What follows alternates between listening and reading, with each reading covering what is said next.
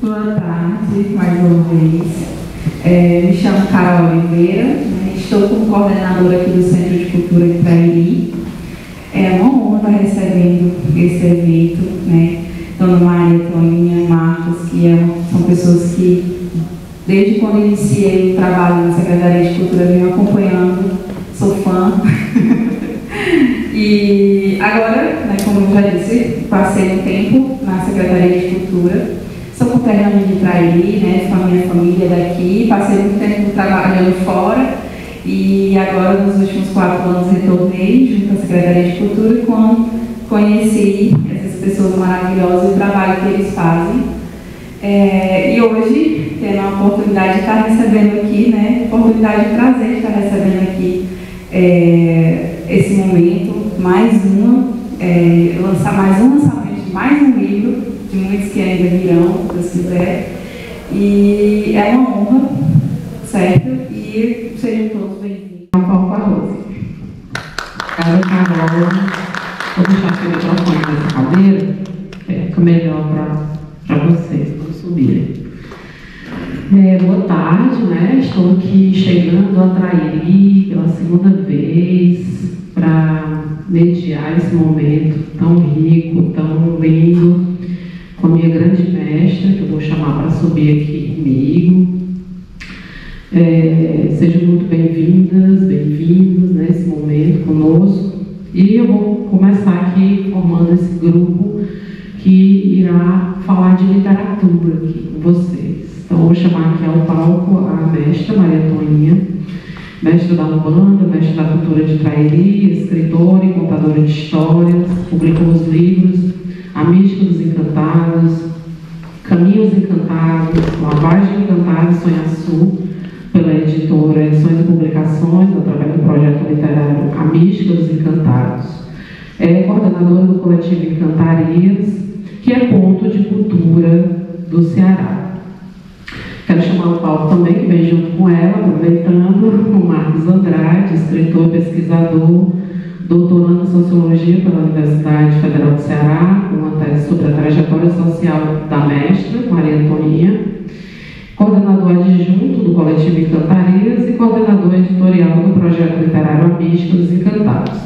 Também, para dialogar conosco, vou chamar a Cristina Arari Fernandes, que é doutora em Letras pela Universidade Federal da Bahia, taróloga, professora de alemão, pesquisadora das narrativas do fim de mundo, povo, Yanomami e cosmovisões indígenas, tem interesse nas interfaces entre literatura, artes visuais e arte indígena contemporânea. Aplausos para os nossos aqui dialogadores e dialogadoras. Eu estou aqui em Trairi pela segunda vez, né? Vim a Trairi a primeira vez visitar a mãe Maria Toninha e chego, então, nesse segundo momento a Trairi, com muita satisfação para mediar esse lançamento aqui com vocês. O Juscelino falará? Certo. Então, nós vamos prosseguir pedindo à mestra, né, que abra os nossos trabalhos nessa tarde, que conduza os nossos caminhos nesse momento. Vamos abrir a nossa tarde com a fala da mestra.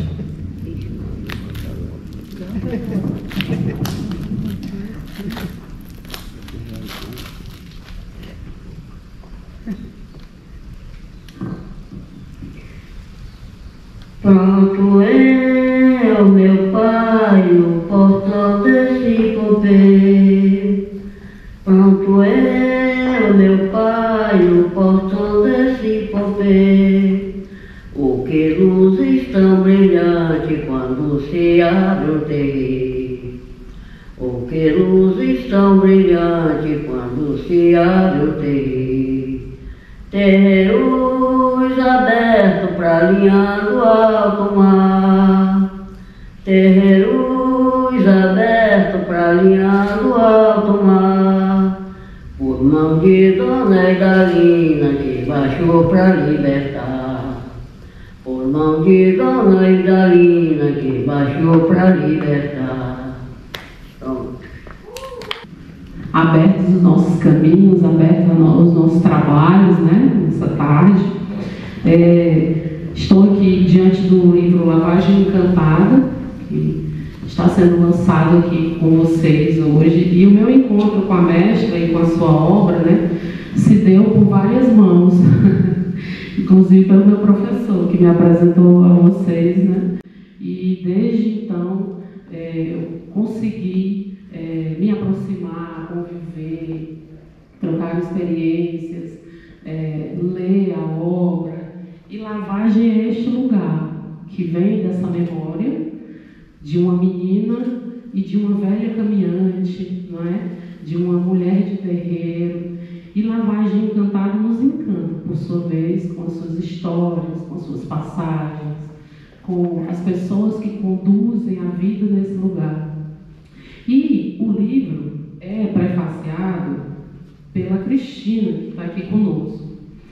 E eu achei tão interessante, quando Cristina traz em seu prefácio, que a mestra é uma cartógrafa.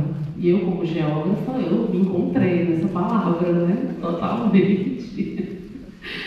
Essa mulher que tem a imagem e que tem a memória do lugar. E que para nós, que somos mais novos, e que moramos, residimos, transitamos nesse lugar, conseguimos voltar no tempo a partir dessas memórias e das imagens que a mestra nos conduz, né, que a mestra constrói para nós. Então, essa leitura que eu fiz e que a Cristina também apresenta, me representa nesse sentido, de chegar nesse lugar e se enxergar nesse lugar a partir dessas memórias. E Cristina também diz que a mestra Maria Toinha e o seu neto Asilado são viajantes do tempo, sem começo nem fim. Então, esse tempo que é circular, esse tempo que está relacionado ao passado, ao presente, ao futuro, né? E a gente se encontra nele, né? Então, que felicidade que a gente consegue, a partir das falas, dos registros, das memórias de Maria Toinha e de Marcos, conseguir cartografar esse espaço, assim, nas palavras de Cristina. E aí eu me remeto a Cristina e pergunto para ela como é que ela se encontra, né, com essa obra. Como é que ela enxerga esse lugar que ela passa a conhecer, segundo essas memórias, segundo esse texto, segundo essa visão dessa mulher de terreiro de Trairi. Fala para a gente, Cristina. Boa tarde a todas, todos. Eu me vejo diante dessa obra perante um documento da memória cultural.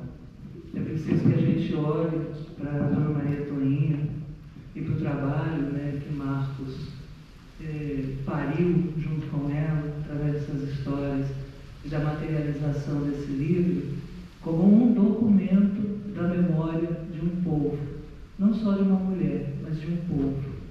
Então, quando a gente fala em tempo, esse tempo que conjuga no presente o passado e o futuro, porque, como diz Ailton Krenak, né, o futuro está no passado. Então, se a gente quiser ter futuro, a gente precisa estudar essas pessoas que estão aqui vivas agora, que são a cultura viva. Então, a gente tem o acesso a esses seres, a essas pessoas, a essas memórias, e a gente não pode deixar escapar isso de jeito nenhum. A gente não pode achar que é uma coisa menor.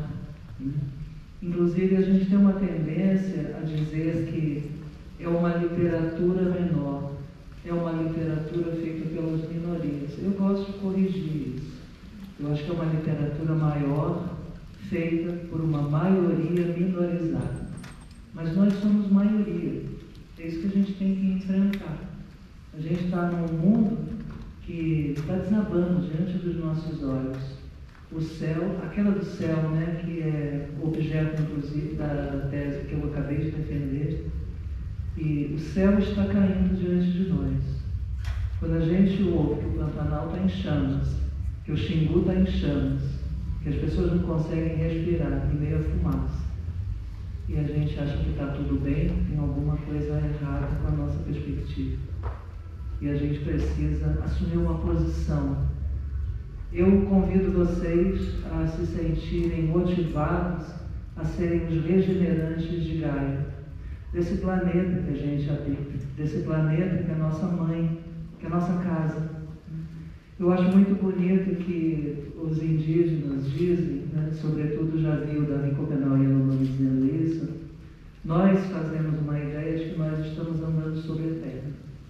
Mas para os povos indígenas, eles estão andando dentro do corpo da Mãe Terra. Então faz toda a diferença pensar que eu transito dentro do corpo da minha mãe. Eu não quero ferir a minha mãe, eu não quero cortar uma árvore, porque uma árvore é um parente, um rio é um parente, né? Um pássaro é um parente. E eu acho que isso requer da gente passar para o lado da natureza, para a gente voltar a se ver como natureza, né? E não eu e a natureza. A gente precisa acabar com essa perspectiva de separação. A gente precisa se ver completamente imerso nessa realidade. Nós somos natureza, né? Não há diferença. É o que o Copenau diz, né? Se a árvore, se uma floresta é queimada, ele sofre, a pele dele queima, né? E é importante que a gente traga essa dimensão para perto da gente. Falta energia, tudo bem. Mas a gente tem a nossa energia e a gente move a nossa energia, né? Então, assim, é muito curioso, porque num momento de morte, como foi a pandemia, né, onde nós perdemos no Brasil 700 mil vidas que poderiam ter sido preservadas se a gente não tivesse vivendo sob o domínio de uma política genocida que programou a morte dessas pessoas. Então, se a gente não fizer um ritual de vida para essas pessoas que morreram, a gente está em dívida, está em débito com essas pessoas. A gente não pode continuar transitando por essa terra e achar que vamos voltar ao normal. Não há possibilidade de volta a nenhum normal, porque nada fica normal depois que 500 mil de pessoas, mais de 500 mil de pessoas perdem a vida. Então a gente precisa parar, olhar para isso e dizer, é comigo. Então tem uma pessoa, né, como Marcos, que agencia um trabalho de documentar essas memórias, e enquanto a gente tem Maria Toinha em vida, a gente precisa beber muito dessa fonte. A gente precisa pegar Lavagem Encantada e todos esses livros que estão aqui nesse balaio, onde ela conta as histórias de vida dela, que também passam a ser nossas histórias de vida, porque nós somos também a possibilidade de multiplicação dessas histórias como algo vivo. A gente tem que fazer a vida viver. E o modo da gente segurar o céu é, como diz o Ailton Krenak, contando mais uma história. Se a gente contar mais uma história, a gente talvez, como humanos, tenha alguma chance de estabelecer novos diálogos com as multiespécies que nos cercam, seja na forma de ambientes, seja na forma de outros seres, visíveis e invisíveis. Então, essa aproximação que se deu na pandemia, eu considero um gesto da vida. Exatamente no momento em que morriam tantos seres, nós nos conhecemos. E nós nos conhecemos virtualmente. É a primeira vez que nós nos vemos pessoalmente, fisicamente. Tivemos a possibilidade, finalmente... Porque uma mãe, ela faz o que fizer. Os filhos fazem o que fizer, mas ela é mãe, ela tem que abraçá-lo com braço e corpo e alma e coração, né? O meu abraço mesmo. E assim eu acho que toda mãe tem o direito de fazer. E, portanto, meus irmãos, minhas amigas e meus amigos, hoje esse menino me pegou para me fazer essas arrumações desse livro. E sem saber, quando eu pensei que não... Já estava tudo... Tá. Pois é. Estava tudo Então, depois que saiu lá na Canaã, a notícia desse livro, teve um parente meu, disse, negaram o povo não, que isso é um livro do diabo. foi para tu, como é que o diabo faz livro, rapaz? Não foi a tua parente que fez o livro? Também de Carlos, me disseram, ele diga o que ele quiser, eu venho sair com isso. Eu é quem sei da minha vida, da minha situação, eu tenho Deus junto comigo, quem com Deus vive, com Deus anda. Agora, quem quiser dizer, pode dizer. O que quiser, tem nada a recurso. Eu é que não quero ofender ninguém. Naquela época, vó, vocês, Tanto você quanto o Chico, moravam nas terras do finado Nilo Paixão, né? Morava na terra do finado Nilo Paixão. Antes de irem para a lavagem. E uma vez, eu me lembro dessa história, porque ela me conta desde que eu era criança. Esquecida da minha cabeça, esquecida completamente, estou esquecida. Depois do segundo AVC que eu tive, eu fiquei com essa tortura na cabeça com esquecimento. Tem dias quando ela ataca, eu nem levantar da cama não posso. E todo mundo diz, meu, você é mulher forte. Do jeito que você tem passado, você já está debaixo do chão, não tem mais nem osso, mas Deus lhe quer me comer. Eu digo, é porque Ele é quem é dono de mim, de tudo e quanto eu fosse na minha vida. É o Senhor do mundo, é o Senhor de tudo. Mas, quando Deus quiser, eu estou aqui. Ninguém quer me chamar, eu terminar minha missão, o jeito eu partir.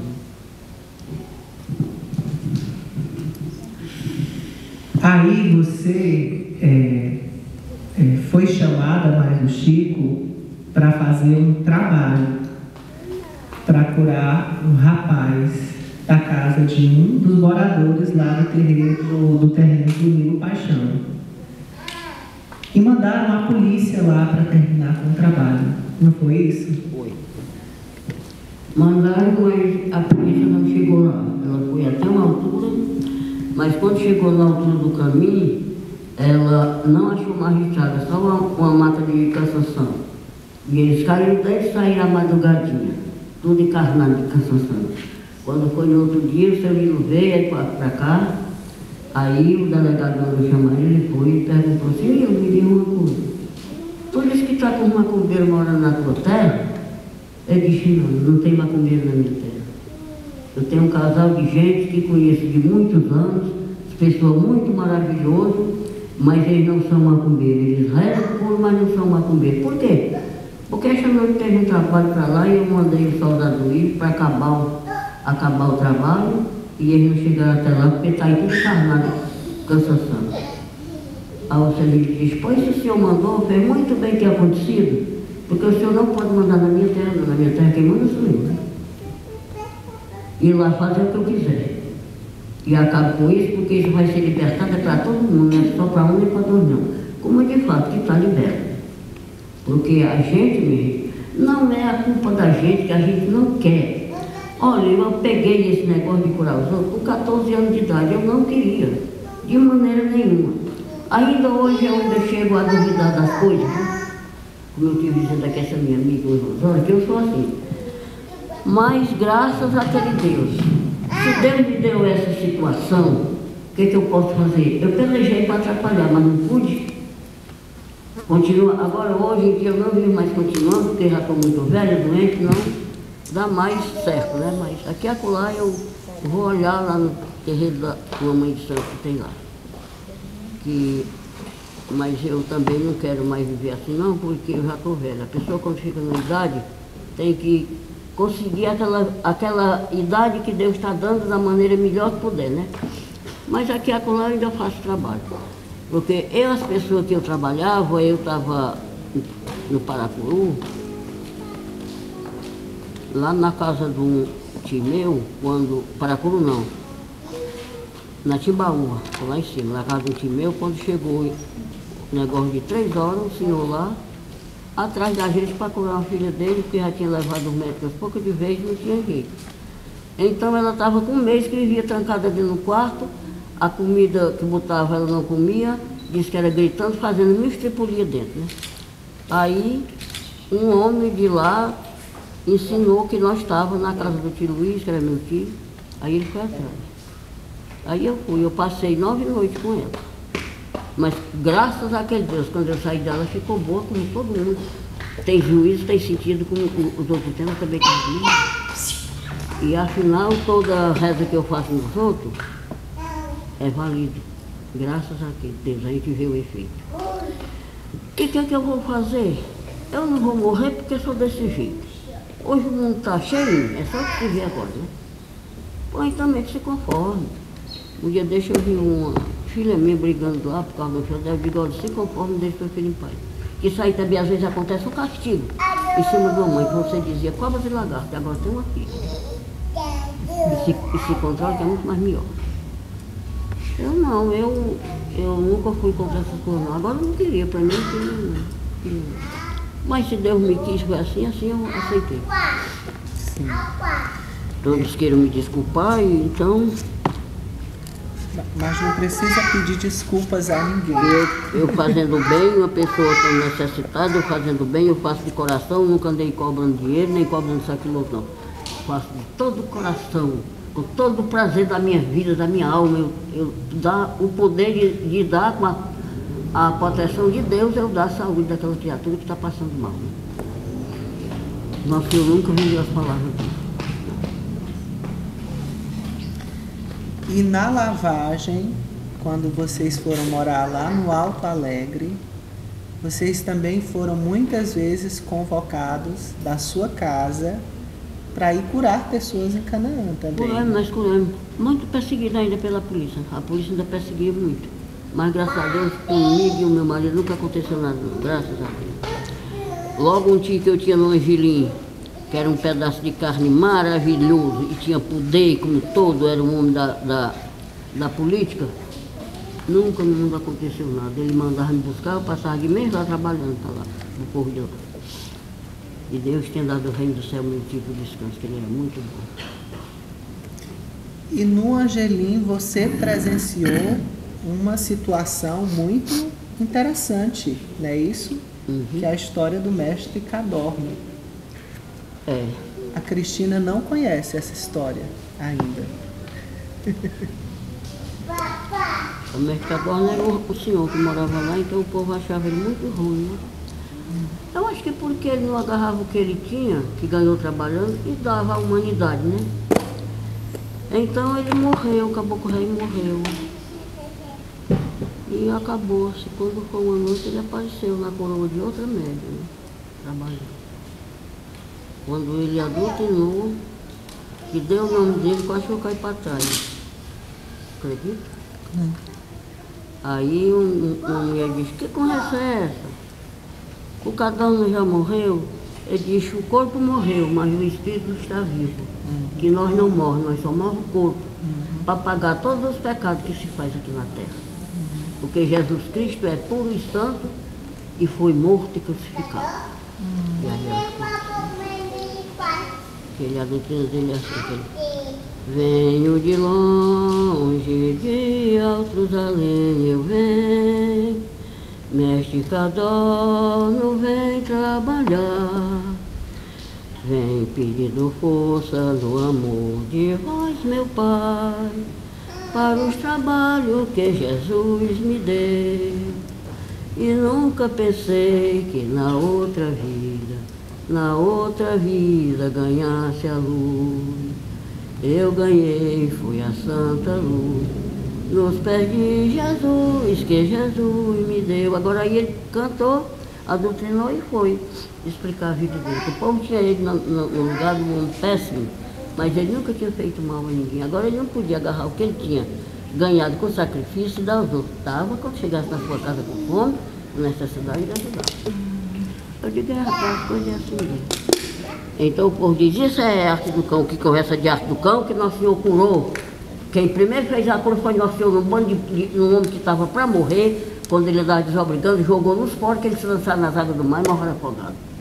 Como é que pode ser o cão? O cão não cura, porque o cão não fala o nome de Deus. Não. Às vezes eu tenho raiva, um dia desse eu andei teimando uma mulher, eu tenho que ver por causa dessas coisas. Porque quando a gente não sabe das coisas, não tem a explicação, não entender, não diga besteira. Com certeza. Não diga besteira, porque eu sou assim. Você está falando uma coisa que eu acho que é muito importante, que é tornando claro que essa perseguição, ela não é de hoje. Não. Essa intolerância religiosa, ela não é de hoje. Não. E a pessoa faz sem ter nenhum fundamento, sem ter a escuta do outro, sem saber o lugar do outro, sem perguntar para o outro como é que ele manifesta daquela forma, o que é ser uma pessoa de terreiro. Então, assim, arrogância é da espécie humana, né? É da espécie humana a arrogância de se colocar num lugar que acha que pode julgar o outro. Melhor não. Melhor não. Melhor analisar a própria vida e ver se tem essa condição de fato. E se recolher e dizer, é melhor me corrigir, é melhor me consertar, é melhor eu aprender antes de falar, é melhor eu estudar se eu não sei o fato. Então, assim, eu acho que o mundo e a nossa sociedade, de um modo geral, carece de perguntas. Né? Ao invés de eu dizer, isso é coisa do diabo, eu posso chegar para a pessoa e dizer, minha senhora, com licença, isso que a senhora faz, como é? Porque aí então eu vou poder gozar da alcunha de ser chamado de humano. Porque tem muita gente que está em corpo humano, mas não é humano. A gente não encontra traço nenhum de humanidade em certas pessoas. É verdade. É como ela diz, a gente encontra muita ruindade. A gente não vê traço de humanidade nenhum em certos seres que a gente chama de pessoa. Não são pessoas, ainda não são pessoas. Porque para ser pessoa, você tem que se colocar num lugar onde você possa gozar da experiência de ser um humano, né?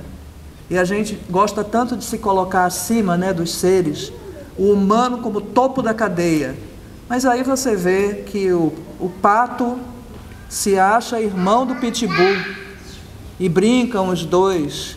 Você vê o cachorro que salva um gatinho e leva para casa. Então a gente tem que refazer nosso conceito de humanidade. Porque esse conceito está muito perdido por aí. A gente tem que repensar bastante esses limites e pensar sobre isso, né? Eu acho que eu vou trazer essa pergunta, né? Com que direito dizes tu estas coisas?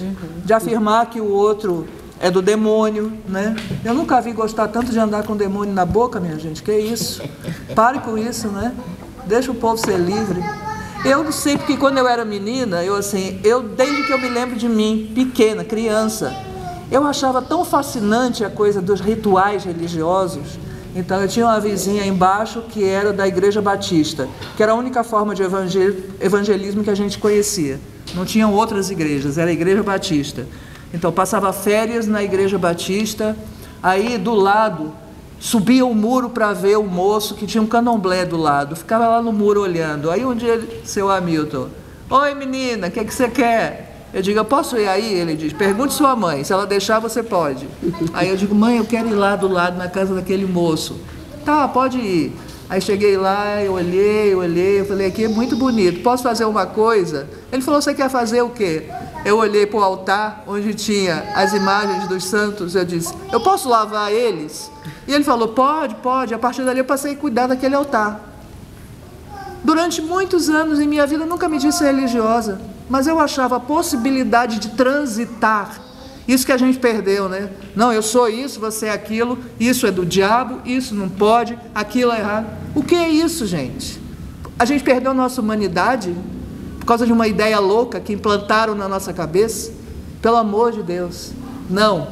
Vamos parar, olhar e dizer, vamos conversar, vamos perguntar, vamos ter interesse na vida do outro, vamos trocar a figurinha. Ah, eu faço assim, lá na minha igreja é assim. E como é lá no seu terreiro? Ah, no meu terreiro é assim. Como é lá no seu candomblé? No meu candomblé é assim. Como é lá na sua roça? Na minha roça é assim. O que é isso? Como a gente perdeu o interesse uns nos outros? Nós somos uma espécie. Uma espécie. Como é que a gente pode, como espécie, passar uma vergonha tão grande de ser uns contra os outros? É uma vergonha isso. A gente precisa se curar desse mal. O mal é esse, né? O mal não é o outro. O mal é a gente se perder uns dos outros como espécie. E aí a gente olha e vê o que está acontecendo com o planeta. É um desastre, é uma tragédia.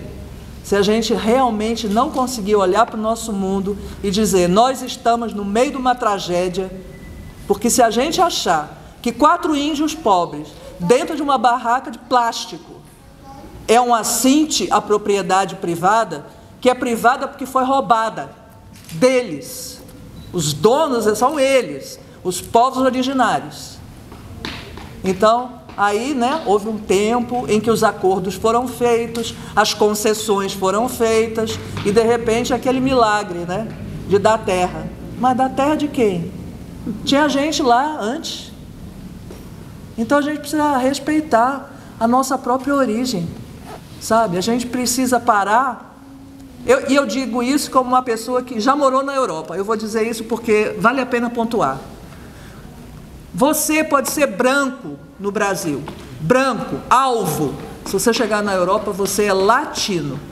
E se você é latino, você é não branco. Porque para não ser branco, basta não ser europeu. Então a gente precisa reformular, porque no nosso país a colonização deu certo. A gente precisa parar e pensar, isso é uma vergonha. Isto é uma vergonha. A gente precisa parar e se cheirar. Qual é o meu cheiro? Quem eu sou? Que pele é essa? De onde vem essa pele? Entende? E parar de besteira. Parar de pensamento errado, sabe? E ficar dizendo, eu tenho um sobrenome estrangeiro, isso é bonito. Tudo bem. Mas não se iluda. Não perca contato com o seu chão, né? A gente pode observar as plantas, a gente vê isso claramente. Cai uma árvore na floresta, as outras todas ao redor correm para se ajudar, para socorrer aquela que caiu e as outras que ficaram feridas. E a gente? O que está acontecendo com a gente? A gente está evaporando? A gente está virando um bicho esquisito? Porque até os bichos, né, a gente conversa com os bichos. Hoje eu tive o prazer de embalar um gatinho. Parecia que aquele gatinho era meu filhinho. E era meu filhinho. Aquele colo que eu estava dando para ele era colo de mãe mesmo. Tanto faz se ele é um gato e eu sou um humano. Que diferença faz, entende? A observação da Cristina, ela é muito pertinente nesse lugar, porque a história oficial de Trairi, a história que é narrada na boca das pessoas e que muitas vezes não é compreendida nesses termos, é a história do roubo das terras originárias. É a história do extermínio das populações indígenas que viviam aqui. É a história da usurpação do território pelo homem branco europeu. É essa a história que se celebra nesse lugar. E por isso que valorizar as narrativas de Mestra Maria Toinha é tão importante. Porque é devolver a terra ao povo. É devolver as histórias ao povo. É devolver o lugar, o território ao povo. Quando Maria Toinha narra sua caminhada pelos terreiros, pelo encontro com homens e mulheres negras, por pessoas que não comparecem nas narrativas oficiais de Trairi, ela devolve esse território e os sonhos desse lugar a esse povo. Um povo que foi expropriado de sua própria história, de sua própria memória do seu território. Um povo abandonado até por muitos dos que aqui ficaram e que têm condições de fazer esse contraponto, né? E o livro Lavagem Encantada é muito provocador nesse sentido, porque Maria Toinha se coloca como contranarrativa, como contramemória oficial. Ela não quer ser uma memória oficial. E é por isso que nós também não queremos estar em todos os espaços institucionais constituídos. Nós queremos andar pelas margens, pegar na mão dos invisíveis, pegar na mão dos encantados e caminhar com outras possibilidades de entendimento da gente nesse chão, nesse mundo, na relação com as pessoas, na relação com os animais, com esse rio que está aqui ao fundo desse terreno, né? E que era um rio das populações originárias. Era um rio que era uma casa também para muitas espécies animais, vegetais, enfim, mas que era um rio acessado por essa gente que com certeza vivia muito bem nesse espaço, mas que teve que sair para que mentiras fossem inventadas a respeito delas e a respeito desse lugar. E aqui em Trairi, nós temos tido encontros muito preciosos com pessoas que se preocupam com a natureza, Cristina, que se preocupam com a possibilidade de outro relacionamento com os seres humanos, com os outros seres vivos, enfim, com todos que compartilham essa experiência aqui conosco. Uma dessas pessoas é a Gláucia, que nós conhecemos justamente nessa caminhada, que é também uma caminhada dela, de luta e defesa pela Mãe Terra, pela Mãe Natureza, pelos excluídos, por aqueles que estão invisibilizados. E aí eu queria convidar a Gláucia para compartilhar um pouco desse encontro com a mestra Maria Toninha e do seu trabalho, que é tão calejado aqui em Trairi, né? Porque é defender uma questão que não interessa aos poderosos, né? A Mãe Natureza. A todos e a todas, é muito gratificante estar aqui, porque eu não estou simplesmente num evento de lançamento de um livro. Eu estou em um encontro onde eu posso ver traços da minha ancestralidade, da minha espiritualidade e portais que ligam esses mundos, onde desde o meu nascimento eu caminho, né? Eu sou de Fleixeiras, sou filha de uma dona de casa analfabeta e de um pescador. Meu pai pescou durante 20 anos, dos 20 aos 60, quando teve um AVC. E quando ele parou de pescar, ele não podia ficar longe do mar. E ele fez colocou 4 estacas, um cobertor de plástico, depois palha, foi aumentando. Hoje a gente tem um restaurante na praia, que acho que é um dos únicos em Fleixeiras, que é de uma família que realmente que a gente nasceu lá, né? Sou moradora de Fleixeiras, nasci lá, fiquei durante muito tempo.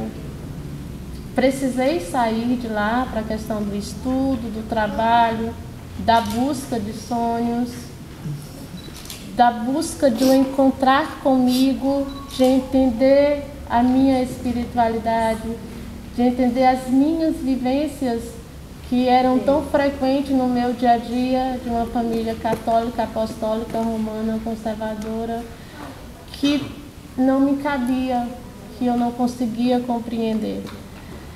E nessas saídas, indas e vindas, uma das coisas que eu resolvi fazer foi estudar.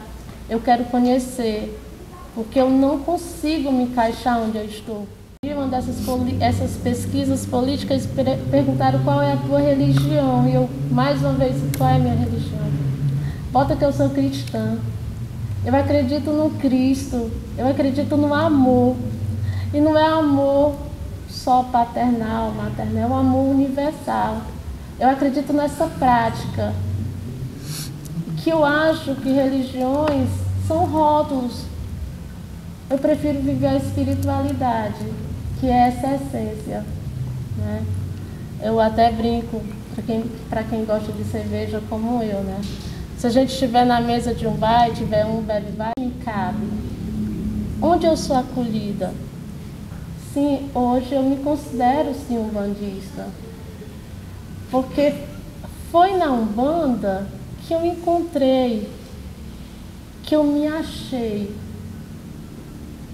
no amor que desde criança não sei, que eu amo a natureza, aos seres, a flor, o mar, o sol. É me ver nesse lugar. Eu sou o rio, mas já que tudo tem que ter um nome, um dogma, que eu tinha pavor. Eu fui educada a não gostar. Eu fui educada a dizer que isso é coisa do demônio. Você não pode falar isso, você não pode fazer, você não pode frequentar. E eu tinha medo, tinha tanto medo, porque eu aprendi que ali era um lugar de fazer maldade. Que as pessoas iam me fazer o mal e fazer o mal para os outros. E quando, pela dor, porque não foi pelo amor, foi pela dor que eu cheguei a um terreiro. A primeira coisa que eu aprendi foi: não faça o mal, faça o bem, porque tudo volta para você. E o que você quer de volta? Eu quero o bem. Então, a partir daí, eu já tinha isso e eu me encontrei. E o que me ajudou muito nesse encontro foi a mística dos encantados. Como Maria Toinha, com 14 anos, já começa a curar desde muito cedo. De criança, eu tinha muitos sonhos, eu vivia muitas experiências fora do corpo. Eu tinha medo, às vezes, de dormir por causa dos sonhos que eu tinha, de fechar os olhos e ver pessoas perto de mim, e eu ficava com medo e eu não queria dormir, eu queria sempre ficar perto da minha mãe. E eu fui me confessar, e o padre disse que era coisa da minha cabeça. Aí eu fui para outro padre que era parapsicólogo e ele disse: são as suas energias, é você que está provocando isso. E eu disse: mas não pode ser. Gente, tem que ter um porquê, eu não estou ficando doido. E quando eu li A Mística dos Encantados, que foi o primeiro livro, eu comecei a me encontrar naquele livro. Meu Deus, parecia coisas que eu tinha vivido. Eu falei: meu Deus, eu não sou única, tem outras pessoas que passam pelo que eu passei.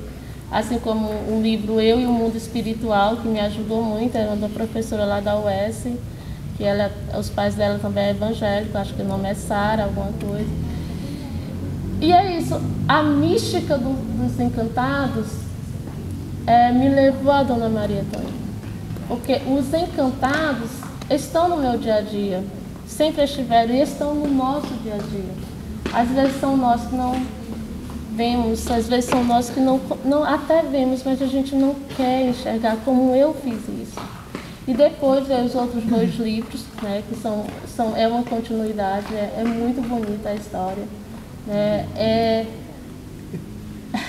fora do contexto, é fora da caixinha, que a gente está acostumado a ver aquela coisinha bonitinha da caixinha. A história de Maria Toinha, ela vem com essa outra contextualização, esse outro olhar. Eu acho certo e errado. Não. Tudo depende do meu olhar, tudo depende do meu ponto de vista. Tanto um como o outro, no seu ponto de vista, do seu modo de olhar, pode ser considerado certos ou errados. Então, o livro de Maria Toinha é, acima de tudo, esse convite que você vem, que é feito para que você expanda esse olhar. Olha de um outro lado, né? Sai da caixinha. A gente tem mania de de ficar tudo dentro da caixinha, né? Tem que ser tudo ali. Não, gente, quebra essas regras, vê esse olhar, se permite viver essa espiritualidade que está em ti. Se permite viver essa espiritualidade que está na natureza, que está onde quer que tu esteja. Você não precisa de tanta coisa para viver e sentir a tua ancestralidade. Nós somos conexões, nós somos energias. Que coisa linda é a criança. E a gente precisa sentir isso. E a gente precisa parar de ter medo. De ter medo de dizer o que nós somos e onde estamos. Um dia eu estava no meu trabalho e eu ouvi uma pessoa muito próxima falar: eu vou um dia beber 1 litro de cachaça e eu vou lá naquele terreiro da Barrinha quebrar todos os santos. E eu fiquei: calma, que não é o momento, depois tu vai conversar com essa pessoa. Mas ao mesmo tempo assim, aí veio uma conversa: mas você sabia que lá eles usam a cachaça, o aguardente para cura? E aí ele fala: lá eles são protegidos pela cachaça, então a gente não pode ir lá não, porque a gente aqui pode sair quebrado. Não era o diálogo que eu queria, mas pelo menos em uma outra oportunidade eu pude conversar, esclarecer, assim também como já teve gente na minha sala, no meu escritório, pessoas que trabalham comigo com medo de entrar na minha sala.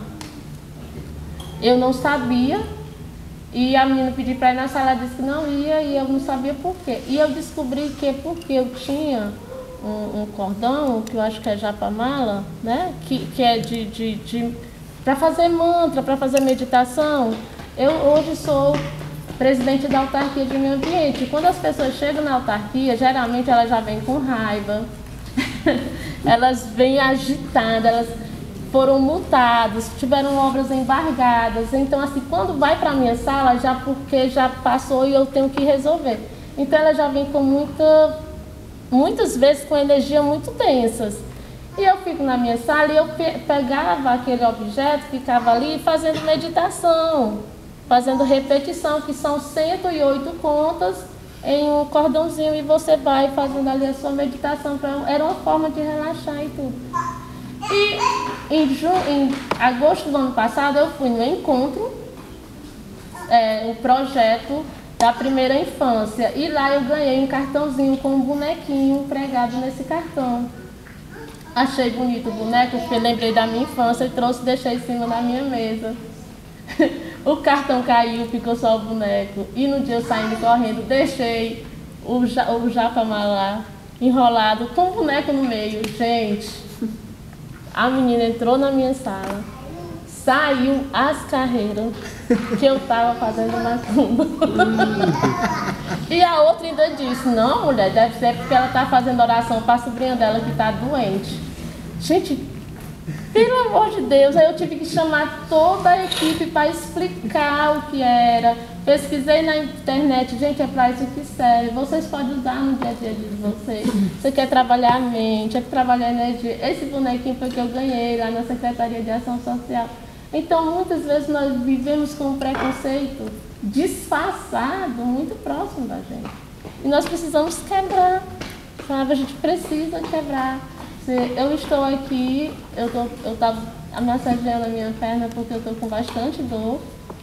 Eu levei uma queda na quinta-feira, 6 horas da manhã, e no banheiro, e eu machuquei todo o meu lado esquerdo. Fiquei 3 dias sem conseguir andar, totalmente paralisada. Mas o Senhor disse assim, eu vou, e eu dei um jeito, eu estou aqui. Mas eu vim para cá, não foi só pelo fato de, vou estar lá por estar. Eu vim para cá porque, pelo meu compromisso e meu comprometimento que eu tenho com a vovó Maria Toinha, que ela me adotou, com o Marcos, e com esse desejo de rasgar esse véu, essa ruptura do preconceito que nós temos, principalmente nós que acreditamos e que praticamos também as religiões, as seitas de matriz africana. A Umbanda é brasileira, mas a gente tem todo um esboço, há uma mistura. E mais uma vez, gente, não importa a religião, o que importa é a essência. Que saibamos viver o amor universal, onde eu, como pessoa, como humano, os meus pets, a mãe natureza, os rios, todos merecem ser respeitados, amados. Peçamos licença ao tocar numa árvore, ao entrar no rio, ao entrar no mar. Existem os seres da água, seres da terra, seres do ar. Eles merecem o nosso respeito. Então, a todos que estão aqui, muito axé.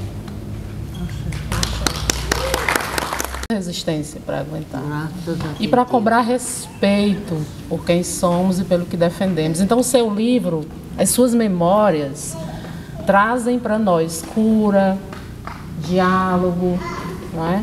Resistência, reafirmação de valores, luta contra a intolerância religiosa, contra o racismo, histórias de um lugar, cartografias, memórias imagéticas de uma mulher de terreiro. Então, Lavagem Encantada é isso assim, para a gente, né? Significa muito para mim estar aqui diante dessas mulheres, porque eu sou uma cambone de esquerda de Dona Maria Padilha. E conduzir essa mesa para mim é caminhar com essas mulheres, é me fortalecer também, é estar diante dessas mulheres e do Marquinhos, contando essa história, me fortalecendo enquanto povo, enquanto mulher de terreiro, defendendo essa bandeira diante de tudo que a gente sofre e reafirmando a necessidade do respeito e do diálogo. Acho que a partir do diálogo a gente caminha, assim como o Glaucio falou pra gente. E no trabalho, a gente sempre escuta, né? A gente sempre passa por determinadas situações. Marquinhos acompanhou determinadas situações também que eu vivenciei. E eu faço questão de trazer Maria Toinha para a minha sala, para a minha equipe, e mostrar Maria Toinha como uma referência. Faço questão de trazer Maria Toinha e suas falas nas formações que eu faço, para que outros educadores, outras educadoras, estudantes, né, meninos e meninas que também são de terreiro, se enxerguem em Maria Toinha, assim como a gente se enxerga também, estando aqui, né? Então, esse momento de mediação, para mim, é de conduzir essa mesa, de conduzir esses trabalhos, de encaminhar para o fim dessa gira literária nossa, né? Trazendo as palavras, as considerações aqui, finais dos nossos autores, Marcos e a avó. Se quiser encerrar com a gente, aqui cantando, né? Para que a gente possa sair daqui ainda mais fortalecido, né? Capazes de dialogar, capazes de se reafirmar, capazes de ressignificar o olhar para a lavagem encantada, hoje Canaã, Trairi, né? São tantos topônimos, são tantos nomes, mas que por trás desses nomes tem povos, tem trajetórias que nós encontramos aqui, né? Então, mestra, a palavra é sua para que a gente possa fechar essa mesa, essa gira literária aqui, na sua presença. Obrigado, graças a Deus, muito obrigado. Deus te abençoe. Muita Canta aí. Pena branca. Marquinhos, canta aí Pena Branca. Só um momento.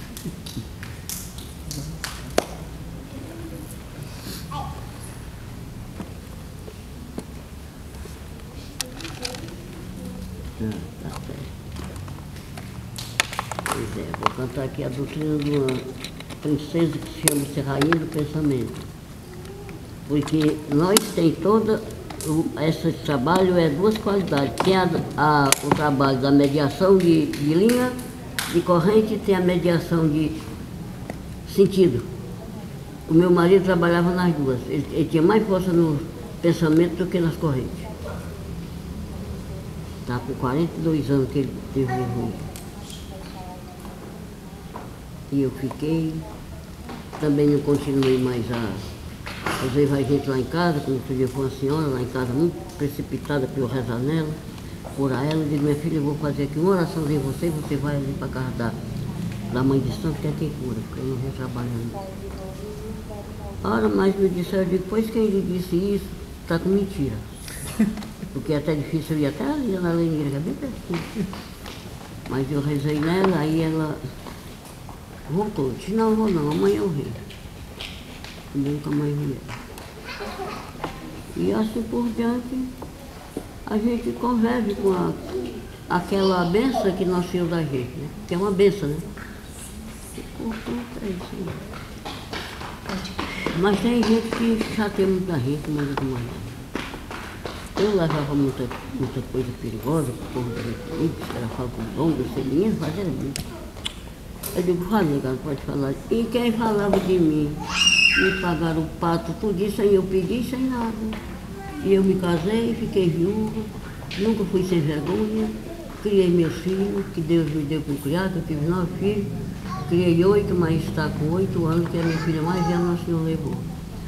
Então, já criei um bando de netos, nunca pedi nada a ninguém, nunca andei em casa de ninguém atrás de marido, nem por mundo atrás de marido de ninguém, nunca roubei nada de ninguém, trabalhei no meu trabalho, trabalhava que só faltava morrer, só não fazia brocagem nem capinar para ninguém, mas todo serviço dos outros eu fazia. Fazia a minha renda e graças a Deus está aqui o meu campo de menino, que era tão pequenininho, hoje está até um moro mesmo. E os outros que tem outra colar, que já é bisneto, muito lindo, parece um calunga. E então já tem outra para colar que ficou por ali. E tudo isso, minha filha, eu Nosso Senhor me dá graça e a força de eu resistir. Sem ofender a ninguém. Pois é. Pois todos agora vão ouvir a doutrina da rainha do pensamento. Sou a rainha... Não. Pensei que era aquela outra. Sou a rainha do pensamento. Venho de galhos azuis, gira os planetas no norte, gira o planeta do sul. Mas o que é, aonde é essa passagem dessa importância? De galhos azuis, aonde será? Eu acho que é lá nos além dos além. Eu sou Iria, eu sou Irá, princesa famosa das ondas do mar. Cristina até dizer que eu não gosto da praia na praia. Porque quando eu chego na beira do mar, meu bichinho tem entrar de maravilha comigo. Sim. Aquela força. Aquela vontade, aquele desejo. Pois agora eu vou cantar a despedida com a doutrina do mensageiro banda. É bem pequenininha ela. O dia já vem raiando, os passos cantam, os arvoredos choram. Adeus, os filhos de banda, Tupinambá já vai embora. Os anjos, os passos cantam e os arvoredos choram. Adeus, os filhos de Umbanda, Tupinambá já vai embora. Daqui é da Umbanda esse cavaleiro.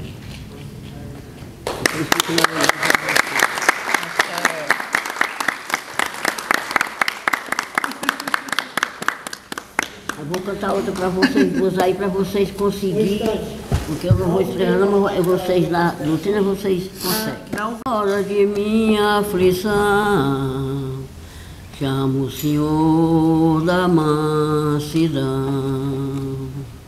Sua bandeira é branca, é verde, amarelinha. É o chefe das linhas, é o Senhor da mansidão. Quando seus filhos se acharem em aflição, firme meu ponto em terra, chame o Senhor da mansidão. Eu gosto de fazer obrigação com esse mestre, porque ele é um cavaleiro.